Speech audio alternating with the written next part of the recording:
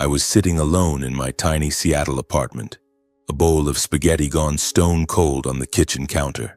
It was deep into the night. The wall clock had already ticked past 11, and the rain outside was hammering the windows like it wanted to drown the whole city. My name is Gunnar Maddox, 32 years old, bodyguard for a big private security firm. I'm used to late shifts and eating dinner by myself to the sound of wind and distant traffic. But tonight felt different. Something in the air made my pulse kick harder, the way it does right before everything goes sideways. I just picked up my fork when the knock came, frantic, desperate, like someone running from hell itself. I frowned and set the fork down. Who the hell shows up at this hour? I don't have many friends, and none of them would come knocking in a storm. I wiped my mouth, walked to the door, and, habit, let my hand brush the grip of the pistol tucked in my waistband. "Who is it?" I called. Only rain answered. Then the knock came again, weaker, pleading. I slid the chain, cracked the door, and my heart stopped. Standing on the wet porch, shivering like a half-drowned stray, was Amara, my twin sister. She was curled in on herself, long black hair plastered to her face, clothes soaked through, and her face. Jesus Christ, her face was purpled with bruises, one eye swollen shut, lips split and bleeding. Amara Maddox, the gentle preschool teacher I would die for, looked like she'd just crawled out of a nightmare. "Amara? What the hell?" I didn't wait for an answer. Pain twisted in my chest so hard I couldn't breathe. I lunged forward, pulled her inside, and wrapped her trembling body in my arms. Rainwater dripped from her onto the floor. I didn't care. Come in," I whispered, voice cracking. I slammed the door, locked it, and led her to the living room. She was shaking uncontrollably, teeth chattering, skin ice cold.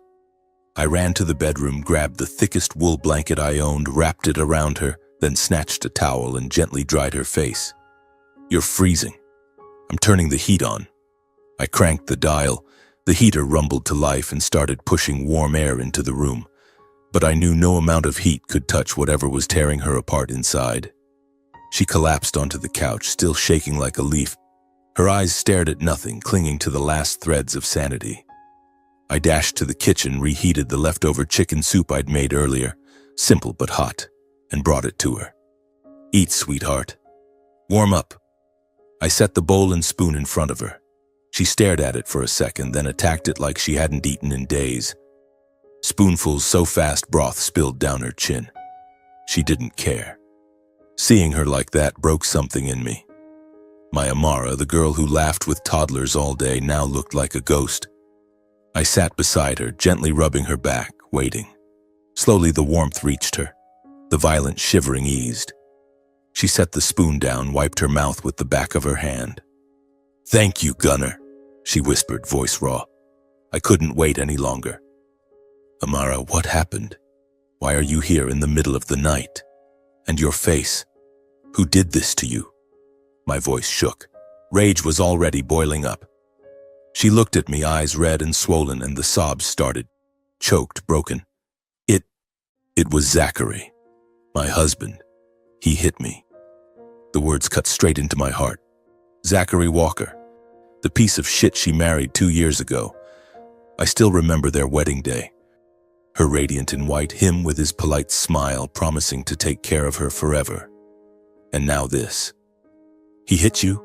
Why? Tell me everything." I took her hands, squeezing, fighting to stay calm. Between sobs, the story came in fragments, as if she was afraid the walls could hear. "We fought tonight. He got angry. He hit me. I panicked and ran. I didn't know where else to go. I just ran to you." Every word was a hammer blow. I pictured her running through the storm alone, terrified, driving hours from Tacoma to Seattle. Why didn't she call me? How long had she been enduring this? Rage exploded inside me, white hot. That bastard. I'm going to Tacoma right now. I'm going to break him in half. I shot to my feet, fists clenched, blood roaring in my ears. But even exhausted, Amara grabbed my arm and pulled me back. "No.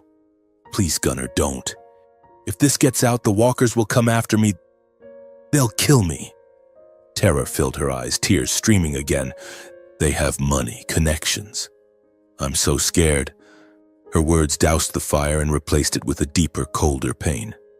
I looked at my twin, the person I'd shared every secret and every joy with since the womb. We grew up in an ordinary family, parents who worked hard, but we always had each other. And now she was this afraid.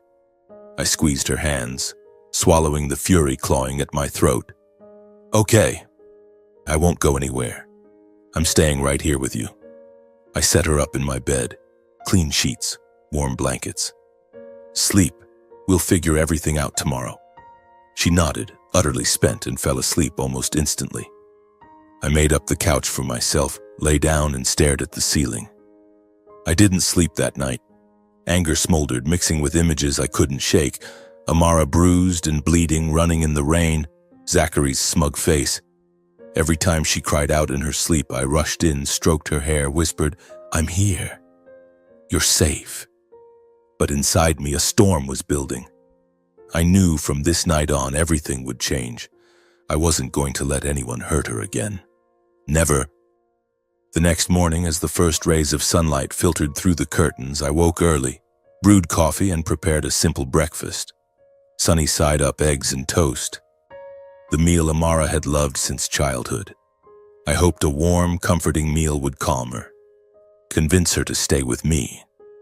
But when she woke, her face still mottled with bruises and her eyes red from crying all night. She looked at me with a desperation that twisted my gut. "Gunnar, I have to go back to the Walker house," she said, her voice trembling. I shook my head, pleading with everything I had. "Don't go, Amara. Stay here with me. I'll protect you. We can call the police, get a lawyer. Anything. Don't go back to that hell."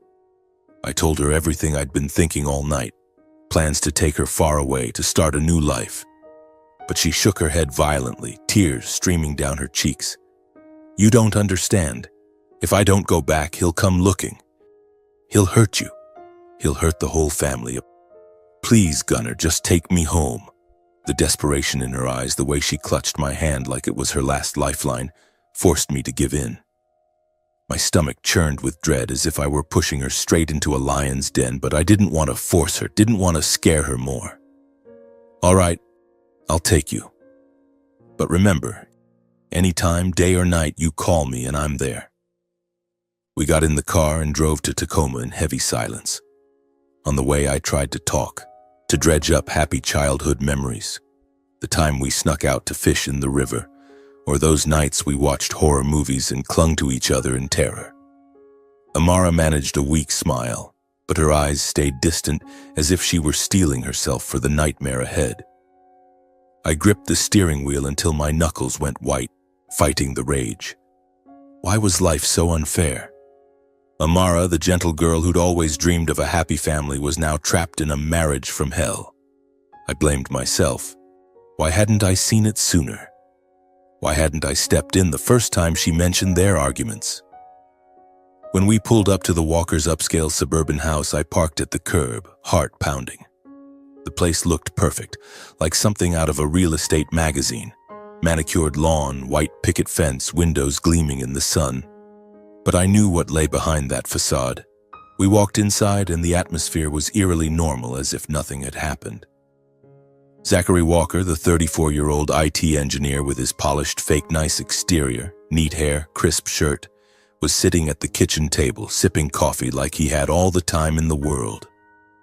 He looked up, flashed a thin smile as if Amara had just stepped out for a morning walk instead of fleeing from him the night before. "Amara, you're back?" "I was so worried," he said, his voice syrupy sweet. Next to him sat Fiona Walker, his 27-year-old sister, who was staying with them. She was a spoiled princess type, curled hair, bright red nails, lounging with her phone, giggling at some video. "Oh look, big sis is home," she chirped, not even glancing up. The house smelled of fresh coffee and soft radio music, the picture of domestic bliss. But I saw through the lie. No trace of last night's violence, no apology, just a perfect mask. When they saw Amara walk in with me, both Zachary and Fiona froze for a split second, a flicker I caught like they were recalculating. Then instantly they switched to concern. Zachary stood, stepping closer, eyes wide with mock surprise. My God, what happened to your face? Did you have an accident? He asked, voice dripping with worry. Fiona dropped her phone, sidled up to Amara, and lightly touched her shoulder. Sis, you look cold. Want me to make you some hot tea? She smiled, but it was stiff, her eyes darting, gauging our reactions. It was all a rehearsed performance, sweet words, caring gestures, but hollow. I stood there watching, rage simmering. What kind of game were they playing? Pretending last night never happened, that Amara's bruises were from a fall down the stairs. I couldn't take the hypocrisy anymore. I stepped forward, planting myself in front of Zachary, every muscle coiled. You hit my sister, didn't you? How dare you do this to her? I growled. Zachary took a step back but kept his polite mask, hands raised in denial. Gunner, you've got it all wrong. We just had a little argument. Nothing serious. Amara tends to overreact. He smiled, that fake smile that made me want to put my fist through his face. Fiona stood behind him, arms crossed, looking Amara up and down with contempt, as if my sister were trash that had dirtied their pristine floor. Yeah, sis is just too sensitive. Women, right? She sneered. Amara panicked, grabbing my arm, whispering, Gunner, stop. Just go. I'm fine. Her eyes were wide with fear, as if she dreaded what would happen if this blew up. I caught Zachary's glance. He clenched his jaw, eyes narrowing, shooting Amara a cold, silent warning. Shut up or else. My heart hammered, rage surging, but for her sake, I forced it down. I didn't want to put her in more danger right now. Before leaving, I looked at my sister for a long moment, squeezing her hand hard. Take care of yourself. Call me the second anything happens. I swear I'll be there. She nodded, eyes brimming with tears. I turned and walked out, but my gut was screaming with dread. On the drive back to Seattle, I couldn't stop replaying the scene. The Walker house looked too perfect from the outside, ornate walls, manicured gardens, glittering chandeliers, but inside, it was a meticulously disguised hell. I gripped the steering wheel until my knuckles blanched, picturing Amara left alone there, facing Zachary and Fiona. Why did she choose to go back? Why wouldn't she let me protect her? The questions spun in my head, tangled with childhood memories. We'd promised to always stand together, inseparable twins. Now she was imprisoned in that marriage, and I felt like a failure. Back in my apartment, I collapsed onto the couch, mind in chaos. I called her immediately, but the phone rang endlessly. The bad feeling grew stronger, like a storm rolling in. That night, just as I drifted off on the couch, my phone buzzed violently. Amara's name lit the screen. I bolted upright, heart racing, and answered, Amara? How are you? But instead of her usual voice, I heard only choked sobs. The sound froze me like ice water down my spine. Gig Gunner, she whimpered, voice breaking. I clutched the phone, fighting panic. Calm down, tell me what happened. My mind raced with worst-case scenarios. Between gasps, she began, voice trembling like a leaf in the wind. You made everything worse. Right after you left Zachary. He insulted me, took it all out on me. He called me a traitor, a filthy bitch, and then he hit me again. Each word cut deeper. I pictured it. Zachary with his fake morning smile, now a monster, fists flying at my sister. He hit you? Again? Jesus, are you okay? I'm coming right now, I shouted, but she cut me off. No, and Fiona. She stood there, humiliating me, pouring fuel on the fire. She said I was at fault, a worthless woman who deserved it. They tormented me together like I was a criminal. I sank to the floor, back against the wall, the world collapsing. Every word carved into me, freezing my blood. I was stunned. Because of me, she suffered more. Because I confronted Zachary, she paid the price. Guilt surged, a heavy stone in my chest. I'm sorry, I didn't think. I just wanted to protect you. My voice cracked. Tears rolled down my face without me noticing. I felt powerless. a bodyguard who'd failed the most important job of his life. But I clung to hope, trying to convince her. Listen, leave. Come live with me. We'll start over. I won't let him touch you again. I swear.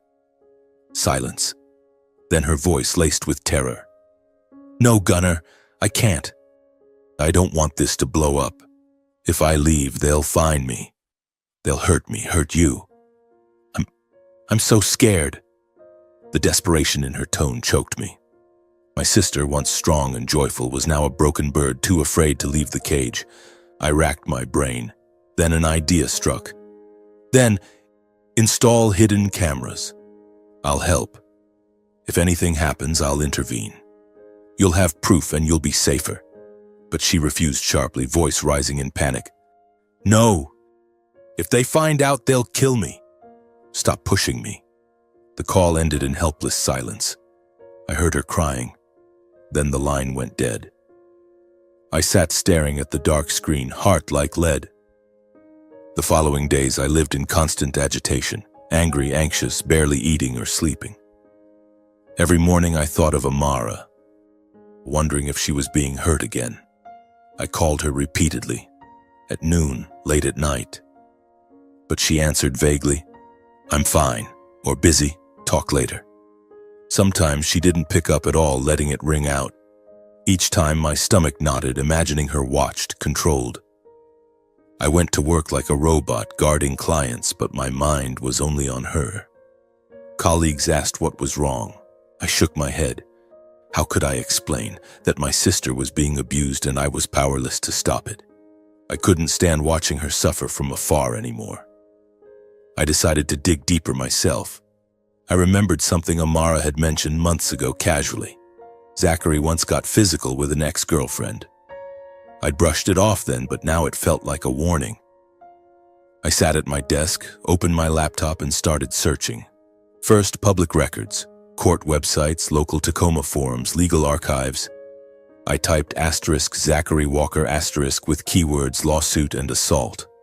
The results were chilling. 2 civil lawsuits accused Zachary of sexual harassment, stalking, and threatening 2 different women years earlier. One from 2018. A former co-worker claimed he sent threatening messages and followed her home. Another in 2020. A woman he met on a dating app accused him of sexual assault and death threats if she ended things. Both cases settled out of court, compensation undisclosed. But local forum comments whispered that the Walkers used money to silence victims, that Greg and Deborah, his church influential parents, intervened. I dug deeper into police reports. Then I found it. A detailed domestic violence report. Zachary choked an ex until she was hospitalized for oxygen deprivation. The report described bruising around the neck, bloodshot eyes, and her statement that he screamed, "Die, you bitch!" in rage. But the case closed abnormally fast weeks later for lack of evidence. On an anonymous forum, users muttered, "Walkers fixed it. Private lawyers. Church money." My hands shook, cold sweat breaking out. This wasn't a one-time act. Zachary was a repeat offender, shielded by wealth and connections, and now Amara was the next victim in this horrific cycle. I slammed the laptop shut, breathing hard, resolve hardening. I couldn't wait any longer. I had to act. I decided to go to our parents, hoping they'd stand with me to protect Amara and convince her to end this hellish marriage. I knew they weren't the confrontational type, but they were her parents. They had to love their daughter. I drove to the old house on the outskirts of Seattle where we grew up, a small place with peeling white paint, a cluttered yard dotted with Mom's flower bushes. It was full of memories. Family dinners, Dad's corny jokes, Mom singing us to sleep. Now it was just a worn-out shell. My father, Gage Maddox, 62, was a low-paid warehouse worker at a small factory he'd been with since his youth. Thin, silver-haired, always in faded t-shirts and worn jeans. My mother, Mary Maddox, 60, worked part-time at the neighborhood grocery store, her tired smile framed by calloused hands. Both were the quiet, shrink-from-conflict type. They avoided trouble, lived small, just wanted peace. I remembered from childhood, They never fought loudly, but they never stood up for anyone either. They taught us to live kindly, but now I saw it was just avoidance. I knocked, heart heavy. Mom opened the door, eyes lighting up. "Gunner, you're here? Come in, dinner's almost ready." Dad sat on the couch, TV volume low, greeting me with a faint smile. We sat at the table, the familiar smell of stew filling the air. I forced down a few bites but couldn't swallow. "Mom, Dad, I have something important to tell you." I told them everything. The night Amara showed up soaked and bruised, Zachary beating her, her sobbing phone calls, and now the records I'd found online, old lawsuits, assault reports. I laid it all out, voice shaking with anger and fear. Zachary is a repeat offender. He nearly killed an ex by choking her. Amara is in danger. We have to get her out, convince her to divorce, call the police.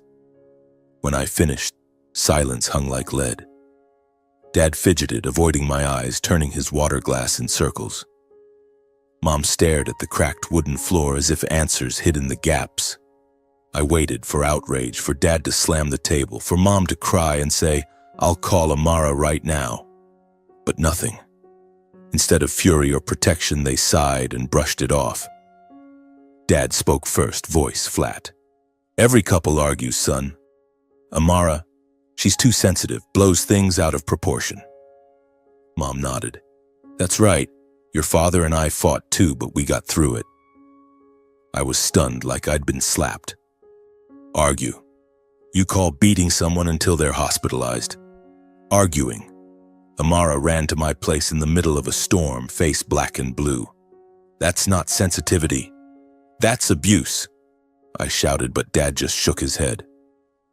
Mom whispered her fear. "Son, if we make a scene, the neighbors will talk. What will the relatives say? We've always kept things quiet." Dad piled on. "Amara's married now. She has to learn to deal with it. Can't keep running to family. She's grown. Let her handle it." My chest tightened. Deal with it. That's the advice for a daughter being beaten. I brought up exposing the abuse. Police, lawyer, public records. But they recoiled. Dad stood, voice rising for the first time. "No. Don't. We'll be shamed. Relatives will gossip. The Walkers will retaliate. They have money, power." Mom cried, clutching my hand. "Don't. I'm scared. If Amara just endures, it'll be fine." Their indifference and weakness hit me like another slap. The people who raised us, who bandaged our scraped knees, now chose reputation over their daughter's life? Anger and disappointment crashed over me like a tidal wave. I argued fiercely, my voice echoing in the small house. "You're killing Amara. If she dies, will you sleep easy? Zachary is a potential murderer. Why won't you protect your own child?" Dad's face flushed. "Shut up. What do you know about how the world works?" Mom sobbed, repeating, "Don't make it bigger." I couldn't believe they were siding with silence over their daughter's safety. These were my parents, the ones who held us when we cried over a bike fall, now turning away from real pain. I shot to my feet, chair clattering. "Fine, I'm done. If you won't help, I'll do it myself." I stormed out in despair, heart crushed as I realized my parents had completely lost the ability to protect Amara. The door slammed behind me, Mom's cries echoing, but I didn't look back. On the drive home, tears streamed down my face. Memories flooded in. Dad teaching me to fish, Mom sewing Amara's clothes. Now it was all broken. I understood. From this moment, I was Amara's only real family. And I would protect her at any cost, even if it meant fighting the world. Back home, I sat in the dark, thinking. My parents were weak. But I wasn't. I'd hire a private investigator. Gather evidence. "Amara, I'm coming." The fight had just begun. Back at my Seattle apartment, night had fallen hard, rain drumming on the roof. I collapsed onto the couch, mind a tangled mess. Anger at my parents still smoldered, but I couldn't let it take over. Amara was counting on me. I opened my laptop and searched for private investigators in the Tacoma, Seattle area. Not movie-style detectives, but real ones who tracked people and gathered evidence for divorces or fraud. After hours of reviews and emails, I picked Jack Harlan, a retired cop, 55, with 20 years in investigations. I called immediately, voice urgent. "I need someone followed. He's abusing my sister. I need proof." Jack listened, agreed to meet tomorrow morning at a neutral coffee shop. I dozed off, but sleep was fitful, haunted by nightmares of Amara being hit, her cries echoing. The next morning, I met Jack at a roadside cafe. He was tall, silver-haired, eyes sharp as knives, in an old leather jacket. We sat in a corner. I told him everything. Amara's soaked, bruised arrival, Zachary's assaults, the online records, my parents' indifference. Jack took notes, no judgment. "I'll tail Zachary Walker. Need details. Address, work schedule, vehicles." I gave him everything, suburban Tacoma house, IT company. Jack quoted a price, not cheap, but I paid the deposit through an app. Daily updates if anything breaks.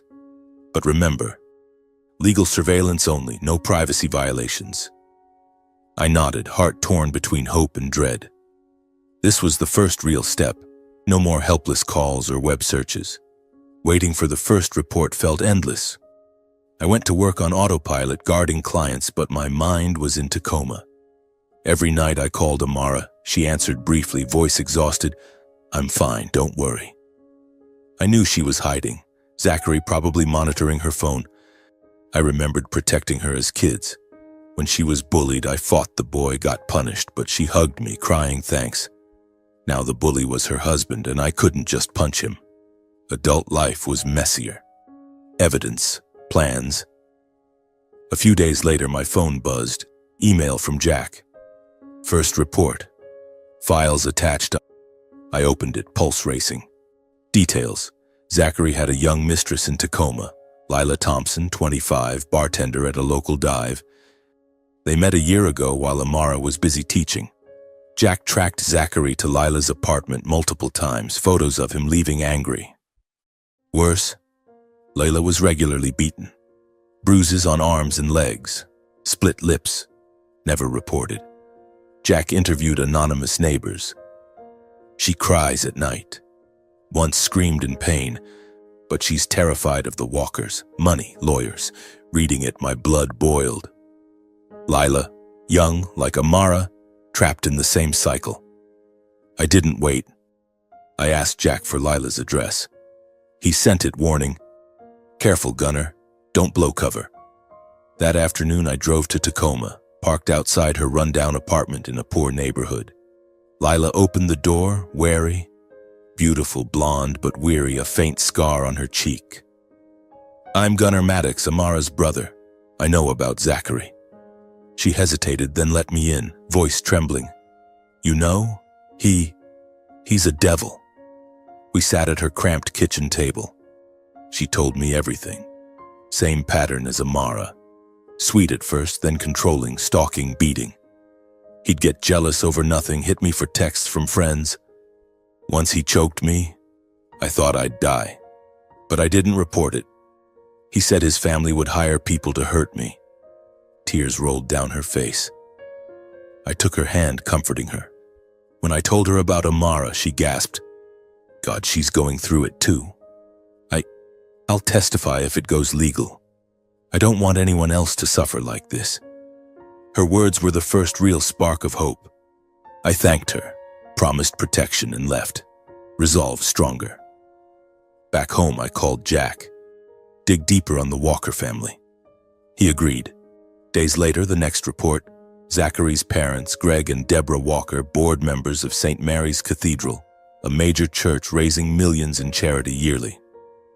But Jack uncovered embezzlement, fake invoices, funds diverted to personal accounts, hundreds of thousands siphoned from donations to cover Greg's gambling debts, and Deborah's luxury spending. Jack had photos of documents from an anonymous source and internal church emails whispering about missing funds. "This is the kill shot," Jack said over the phone. "If it leaks, their reputation collapses." I compiled everything. Jack's reports, online records, Lila's statement, embezzlement files. into a secure folder backed up to the cloud. My heart raced with excitement and fear. This was the way to free Amara and get justice. I pictured her free, smiling again, Zachary in jail, the walkers ruined. But danger loomed. If they found out, they'd strike back. I called Amara, whispering, "I have proof. Leave him." But she was terrified. "Gunnar, don't." "I'm not ready." I stayed patient, but time was running out. Those days dragged on like torture. I lived in waiting. Every phone ring twisted my gut. Amara was still there in that house, and I knew he could snap at any moment. I checked Jack's emails hourly like an addict. Then one weekend evening, I'd just finished a grueling shift, body exhausted, trudging to my car in the cold drizzle. My phone buzzed nonstop in my jacket pocket, not one message, but a chain. From Jack. The first said only, "Urgent, watch video now. Situation critical." My heart sank. I dove into the car, slammed the door, hands shaking as I opened the attachment. The phone screen glowed in the dark cabin. I hit play. The first video was from a hidden camera Jack had placed on the street, aimed straight through the walker's large, curtainless dining room window. Warm yellow light spilled out. The table was set like a magazine spread. Crisp white tablecloth, gleaming silver cutlery, red wine shimmering in crystal glasses. Greg and Deborah sat at the heads of the table, Greg laughing loudly about church stories, Deborah nodding with her glass raised. Fiona on one side showing off her new phone, cackling shrilly. Zachary on the other, clapping his dad on the back like the perfect son. And Amara, my sister, scurrying in and out like a servant, carrying steaming platters, refilling wine, wiping their mouths. Her head bowed, smile forced and crooked when Deborah snapped, "Hurry up." I watched, guts boiling. The scene was nauseatingly fake, like a perfect family from a movie, but I knew what she was enduring. Then the second video started.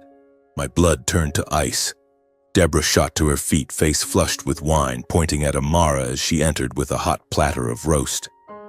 "What the hell is wrong with you, moving like a snail? Useless!"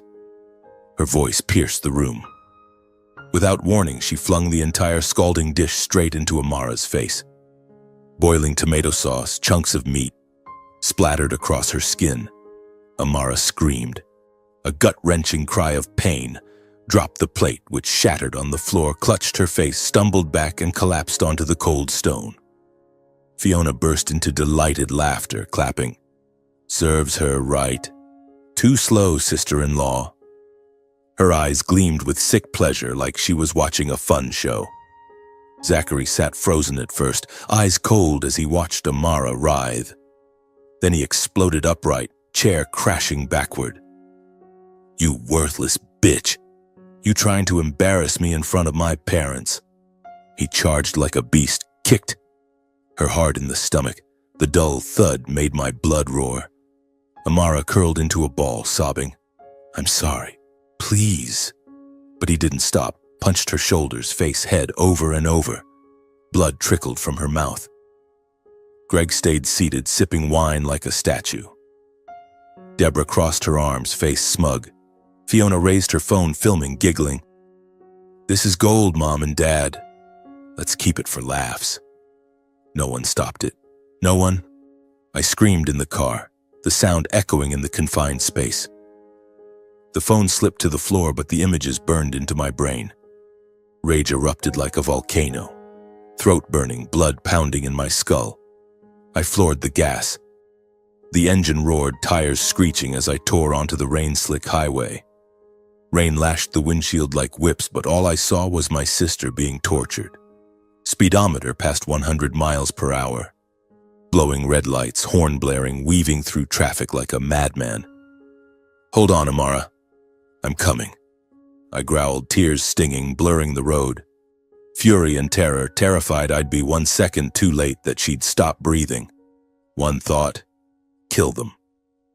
I stormed into Tacoma like a hurricane, tires screeching on wet pavement. I didn't park. I skidded onto the curb, slammed the brakes.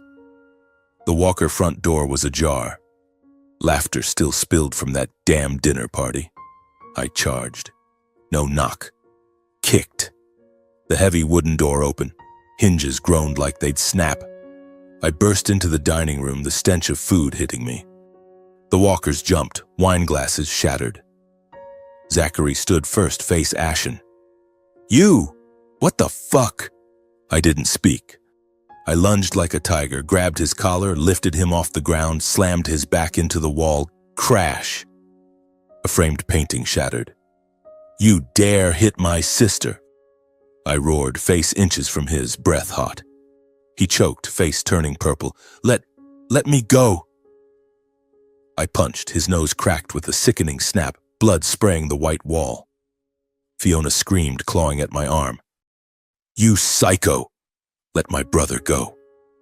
I flung her back. She crashed into the table, dishes exploding. Greg stood, voice trembling but trying to sound authoritative. "Calm down. This is my house." I whirled, finger in his face. "You sat there while your son beat your daughter-in-law? You're an animal." Deborah covered her mouth, pale, backing into her chair. Don't do anything crazy." I hurled the evidence folder onto the table. Food splattered everywhere. "Look, I have it all. Church fund embezzlement, abuse of Lila, tonight's video. Everything. You're finished." Dead silence, only heavy breathing and soft sobbing from the corner. I rushed to Amara, curled on the floor, face swollen, bloody, eyes shut in pain. "Amara, it's me." I knelt, gently lifted her like a child. She opened her eyes weakly, crying, "Gunnar, don't make it worse, please." Her voice broke, but I shook my head, tears falling on her face. "No, it's over. I'm taking you out." I carried her out, ignoring the walker's pleas and Fiona's shrieks. Zachary lay crumpled, face a bloody mess. I didn't care. The door slammed behind me. I laid Amara in the back seat and sped to the hospital. The doctor's face darkened after the exam. Mild concussion from the fall, layered old and new bruises, clear strangulation marks, severe mental exhaustion, chronic PTSD, insomnia. "She needs close monitoring," he said. I nodded, stayed by her bed for days, wiping her face, spoon-feeding broth, whispering old stories to help her sleep. The walkers? Not one call. Not one visit. Like Amara never existed. When she was more lucid, I sat close, holding her hand. "Tell me everything. From the beginning." She hesitated, then broke into sobs, spilling it all. Total control. 24/7 phone tracking, banned from friends, beaten unconscious multiple times, nearly strangled to death, but silenced with threats. Her words cut like knives, my chest tightened, I could barely breathe. This wasn't family drama, this was systematic violence, enabled by the whole household. I held her, crying, "I'm sorry I let you suffer so long." I urged her to testify. She refused at first, terrified. "I can't." But night after night I spoke of freedom, of a future without fear. Finally she nodded, voice stronger. "Okay, Gunnar. I'll do it. For me. And for the others." The fight was nearing its end. "Amara, I swear, this time it's forever." The next morning, while Amara lay in her hospital bed, breathing evenly in exhausted sleep, I called the lawyer. I chose Elena Vargas, a Seattle attorney specializing in domestic violence cases recommended by Jack. I met her in a small but tidy office, stacks of files towering on the desk, the heavy scent of coffee in the air. "I have proof against the Walker family," I said, voice steady, and spread everything across the table. Jack's reports, the assault videos, Lila's statement, Amara's medical records, and the church fund embezzlement documents. Elena reviewed them, eyes lighting with cold professionalism. "Gunnar, this is the turning point. Everything changes from here. We can flip the board." We spent hours perfecting the case, adding Amara's detailed testimony, coordinating with Lila, preparing the complaint. By day's end, we filed with the Tacoma police, launching an official investigation. I stared at the confirmation sheet, heart pounding. Time for the Walkers to pay. News of the case spread through the local community like a wildfire. It started as whispers on neighborhood forums, then small articles in the Tacoma News Tribune. It engineer's wife accuses abuse tied to prominent church family. I knew the Walkers wouldn't sit idle. They immediately deployed manure, hiring top lawyers, calling newspaper editors, even pressuring police to clear up the misunderstanding. Jack phoned. "They're trying to muzzle the press." A reporter I know was threatened with termination if he kept digging. Rage boiled inside me, but Elena calmed me. The harder they push, the more their tails show. We have ironclad evidence. At the same time, they launched vicious smear campaigns. On local social media, anonymous accounts spread lies. Amara was mentally unstable, self-harming for attention, slandering her husband out of jealousy. "She's a preschool teacher but psychologically unfit," one post claimed. I was painted as a marriage wrecker, envious of the Walkers' wealth, exaggerating everything for profit. "Her brother's a bodyguard but just a troublemaker," a comment read. The rumors spread like a virus.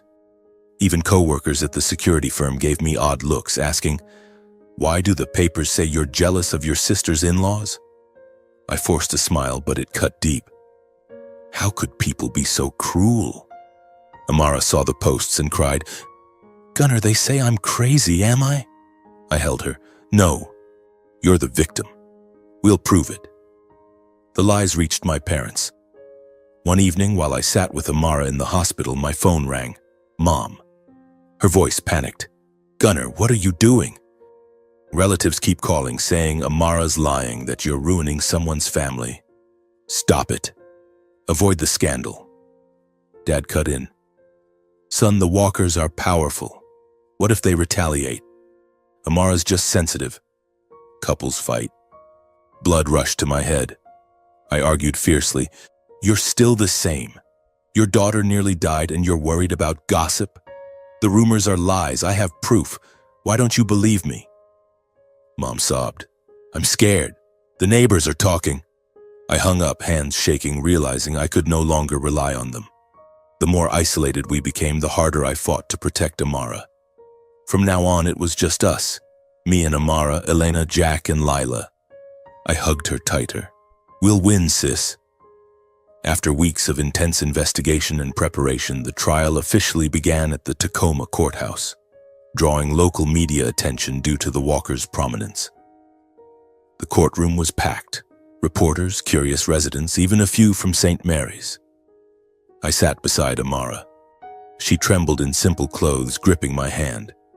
Elena sat nearby, thick files ready. Across the aisle, the Walkers' lawyer, a tall man in glasses, shrill voice, kept objecting, trying to derail by attacking Amara's character. "Ms. Maddox has a history of mental instability, self-inflicted injuries," he claimed, presenting fake evidence from the rumors. "No direct proof ties my client to the injuries. This is just a family misunderstanding." Zachary sat pale but feigning politeness. Fiona glared at us with contempt. I stayed silent, squeezing Amara's hand, waiting our turn. My heart pounded like before a fight. When our side began, Elena stood, voice calm but razor sharp. All evidence was presented clearly, irrefutably. First, Lila, Zachary's former mistress, took the stand, voice shaky but firm. "He beat me repeatedly, nearly choked me to death. Exactly like Amara." The room buzzed. Then the hidden camera videos, the dinner party assault, Amara scalded with food, beaten in front of everyone. Gasps filled the air, some women covered their mouths. Next, the church financial reports proving Greg and Deborah embezzled funds to cover their son's crimes. Then Amara's medical records, concussion, layered bruises, strangulation marks, severe mental trauma. Elena concluded, "This is not a misunderstanding. This is systematic crime." Amara stood too, trembling, voice choked with tears, recounting everything. "My husband abused me repeatedly, controlled every aspect of my life. His parents watched and did nothing. Fiona filmed it, laughing. I nearly died." She cried, but her words were clear, authentic. The courtroom reeled, judge frowning, jurors whispering, reporters scribbling furiously. Zachary hung his head. Deborah covered her face. Greg flushed red. The air grew heavy as the walker's facade crumbled completely. After tense deliberation, the verdict rang out. Zachary sentenced to 6 years for assault and battery with a permanent no-contact order against Amara. Deborah faced embezzlement charges. Greg was fined for obstructing justice, both suspended from church duties and barred from leaving the state during investigation. The courtroom erupted. Some clapped. Reporters rushed for photos. Zachary was cuffed and led away, face twisted. Fiona wailed behind him. Stepping out of the courthouse into the Tacoma afternoon sun, Amara and I felt relief for the first time in months. She hugged me, crying, "Thank you, Gunner. It's over." I stroked her hair. "Yeah, it's over. We're free." The walker's shadow no longer loomed. We walked slowly, hand in hand, like when we were kids. But I knew the journey wasn't fully over. Therapy, a new life lay ahead. Yet now, we had won. After the trial, local media ignited like a spark to dry tinder, relentlessly digging into Zachary's past. Outlets like the Tacoma News Tribune and Seattle Times ran in-depth series, unearthing details long buried beneath the walker's veneer of influence. They interviewed anonymous sources, combed through old records, and then, former victims once silenced, began stepping forward with courage. A former co-worker of Zachary's recounted how he harassed her at the office, forcing her to quit out of fear of retaliation. Another victim from the 2018 lawsuit filed a new civil suit, accusing him of stalking and threats. His rap sheet thickened daily. Physical abuse, psychological torment with fresh evidence from old emails, threatening texts, and statements from friends. I read the reports with mixed emotions, elated that justice was unfolding but gutted by how many women had suffered like Amara. Each article was a blade slicing through chains, freeing long-buried secrets. The press branded him the monster behind the polite mask, and I thought, finally the world sees. The walker's reputation plummeted like a tower in freefall. Local organizations, government agencies, and the church launched internal audits, excavating everything tied to Greg and Deborah, Zachary's parents. St. Mary's Cathedral, once their pillar, held an emergency meeting and scrutinized charity ledgers. The findings: rampant misconduct, fake invoices, irregular transfers. Greg was forced to resign immediately, face ashen before the board, muttering hollow apologies. Deborah was suspended from all church activities, barred from events, and faced criminal embezzlement charges. Other charities severed ties. The Washington State Tax Authority opened a separate probe. Fiona, the spoiled little sister, was exposed in articles about her lavish lifestyle funded by stolen donations, prompting her to scrub all social media. Those who once revered the walkers now turned away completely, whispering about them in local coffee shops, viewing them as symbols of moral rot beneath years of polished pretense. They were fake from the start, a neighbor told a reporter. I followed the news with a mix of satisfaction and sorrow. Satisfaction for justice, sorrow for all who'd been deceived. Meanwhile, I spent most of my time taking Amara to therapy, starting with short sessions to help her escape PTSD and the fear of control. We chose a Seattle center with Dr. Elena Ramirez, a gentle but resolute middle-aged woman. In the first session, Amara sat hunched in the chair, hands trembling as she described nightmares. Zachary chasing her, Deborah hurling scalding food. Dr. Ramirez taught her deep breathing. In for 4, hold for 7, out for 8, and encouraged journaling to release emotions. I waited outside, heart twisting at the sound of her muffled sobs through the door. In later sessions, she improved, learning to recognize panic triggers like racing heart or cold hands and countering them with relaxation exercises. I drove her 3 times a week, stopping for ice cream on the way home to lift her spirits. "Gunner, today I said more," she told me once, a faint smile breaking through. I hugged her. "I'm so proud of you." Therapy wasn't easy. Some nights she couldn't sleep, calling me in tears. "I'm scared he'll come back." I'd sleep on the couch outside her room, whispering comfort until she drifted off. Gradually, she flinched less, stopped glancing over her shoulder in public. Small steps, but to me they were her rising from ashes. I rented a modest apartment in a different city, far from Tacoma and the Walkers, where no one could find us. We chose Bellingham, a quiet bayside town with green forests and calm waters. The place was simple. 2 bedrooms, a small kitchen, a balcony overlooking a lake. I moved us in over a weekend. Amara sat watching as I unpacked books and old photos. "Gunnar, it's beautiful here," she said, eyes lighting up for the first time. We left Tacoma locked behind us. Only Jack and Elena knew the new address. Here, no trace of the Walkers, just morning birdsong and salty sea breeze. Amara began relearning how to live. Morning walks by the lake, breathing fresh air, following online yoga videos to reclaim the peace she thought was lost forever. She journaled nightly, jotting small thoughts. "Today I smiled at blooming flowers." Or, "I'm not afraid when the door opens."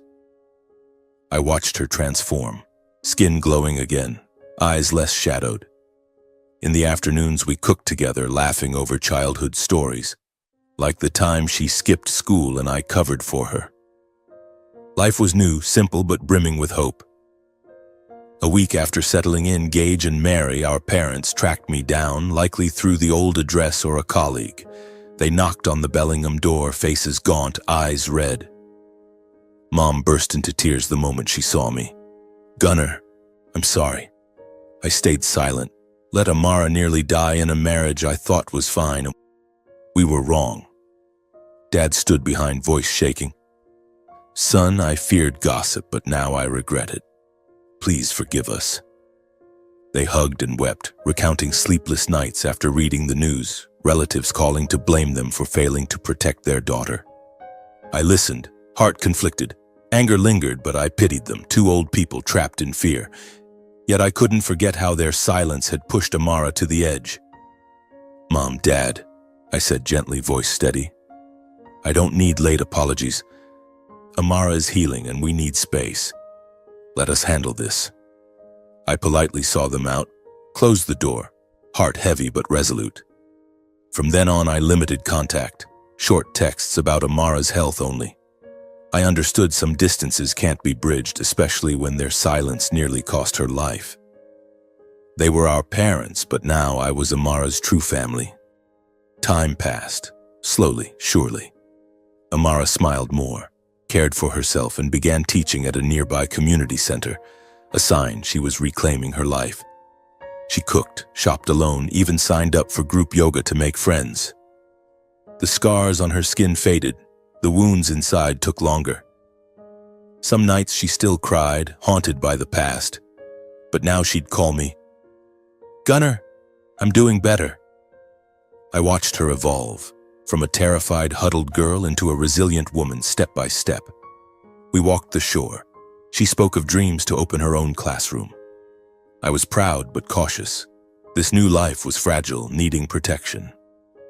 Seeing my sister rise piece by piece, I knew the storm had passed. From here, we siblings would write our own future, one free of the Walker's shadow. We sat on the balcony at sunset, her head on my shoulder. "Gunnar, thank you for never giving up." I smiled. "You're my sister. We're forever." A new life had begun, full of hope and light, but I stayed vigilant. The fight might not be over. Now we were stronger than ever. Amara's story, my sister's, stands as a vivid testament to the truth that domestic violence doesn't only lurk in impoverished homes where scarcity and stress pile up. Sometimes it hides cunningly behind opulent walls, behind families that seem perfect and wield influence in the community. I recall the Walkers' lavish suburban home, crystal chandeliers, sparkling manicured lawns, cheerful dinner parties. But behind it all was hell.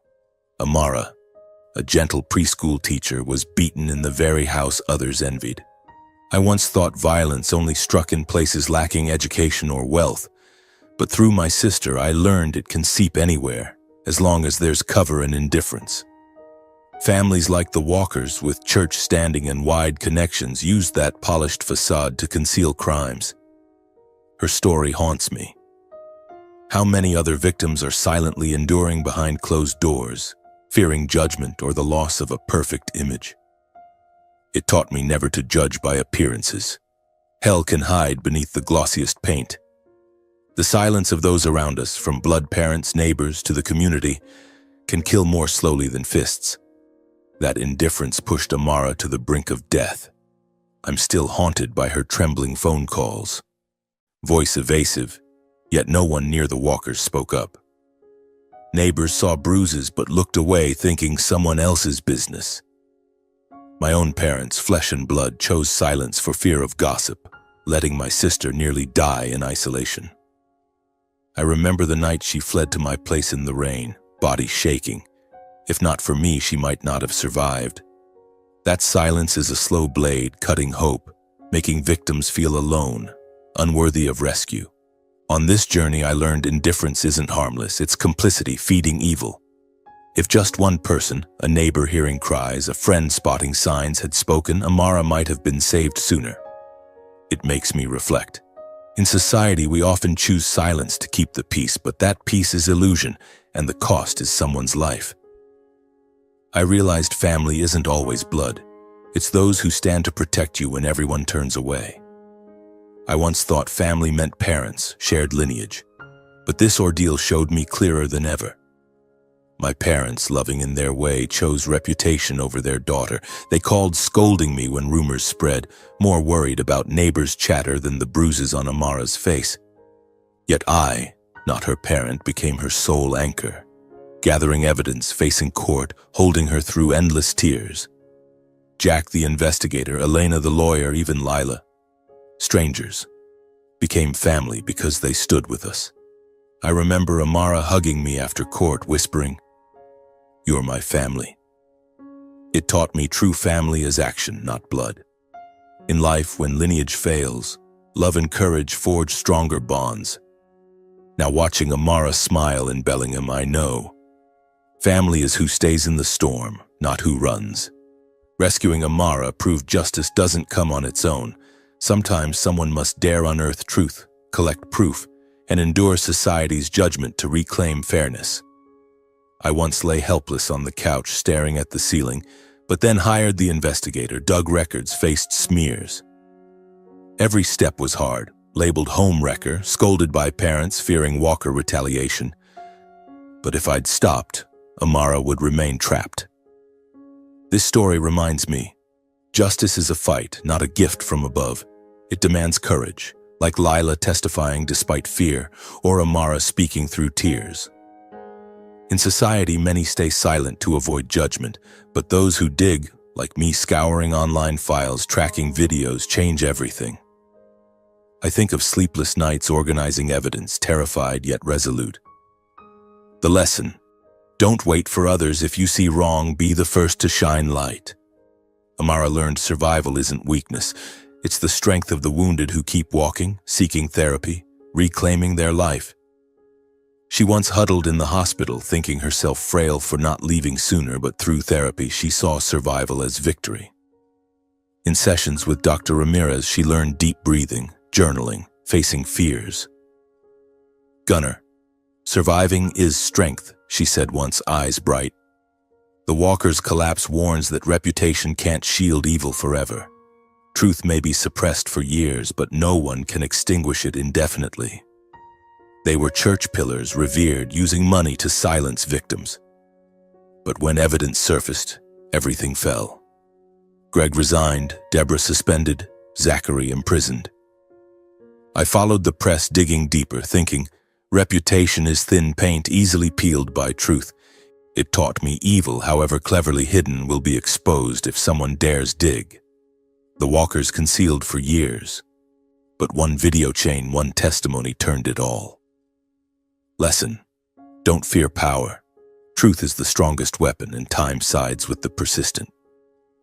I understood protecting those you love sometimes means accepting misunderstanding, attack, even betrayal by blood. But I still chose the right side. I was called wrecker, Scolded by parents, hit by rumors, jealous of wealth. Colleagues stared, friends distanced. But I chose Amara. Despite isolation, I realized real love is action, accepting pain to save another. When she smiles in Bellingham, I know my choice was right. Lesson: don't fear misunderstanding. Standing for right brings freedom. A message to those suffering abuse: leaving isn't giving up, it's saving your life, and you're not alone. One person standing with you can change everything. Amara once thought staying was enduring for marriage, but choosing to leave saved her life and future. Remember, you're not alone. A sibling, friend, hotline can shift it all. Reach out. Life beyond waits.